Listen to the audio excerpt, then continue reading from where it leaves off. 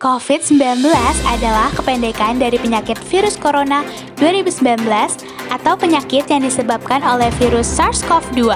World Health Organization (WHO) telah menetapkan Coronavirus Disease 2019 atau COVID-19 sebagai pandemi global pada bulan Maret 2020.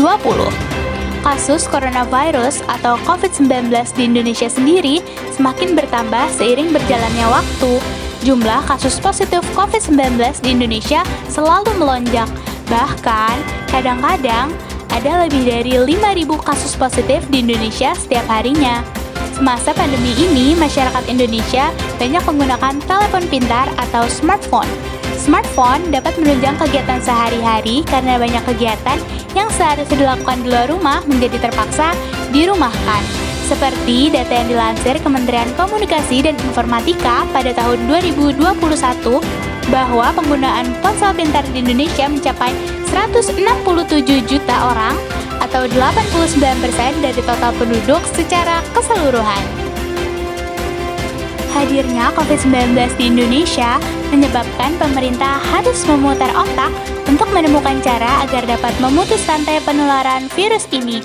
Salah satunya dengan mengadakan pembatasan sosial berskala besar. Dengan adanya PSBB, masyarakat Indonesia dilarang untuk berpergian keluar rumah, kecuali bila ada keperluan yang sangat penting, melarang ada tatap muka, dan bercengkrama dengan orang lain yang tidak serumah dengan kita. Sayangnya, masih banyak masyarakat yang belum disiplin dan patuh dalam menjalankan PSBB. Melalui survei yang telah dilakukan Perhimpunan Dokter Spesialis Kedokteran Jiwa Indonesia mengenai kesehatan jiwa masyarakat, setidaknya 64,3% masyarakat mengalami cemas dan depresi karena adanya pandemi COVID-19.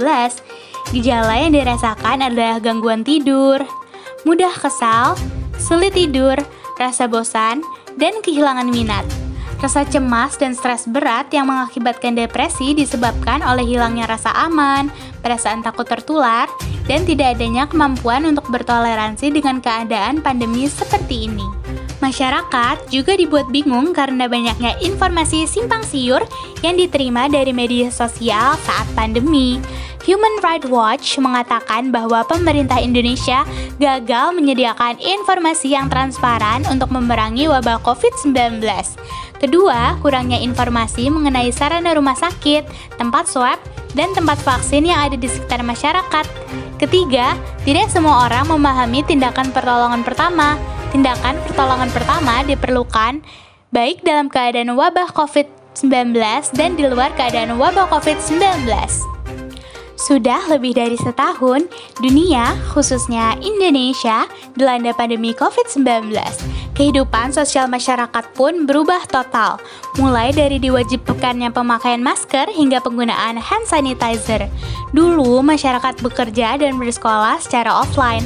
Sekarang, semuanya menjadi serba online. Oleh karena itu, untuk mengurangi maupun mencegah terjadinya berbagai macam hal yang tidak diinginkan, kebutuhan masyarakat harus dapat dipenuhi.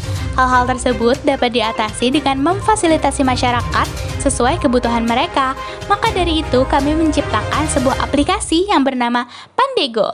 Pandego merupakan aplikasi berisi update mengenai informasi valid tentang COVID-19. Tidak hanya COVID-19 saja, tetapi juga penyakit yang baru muncul di dunia.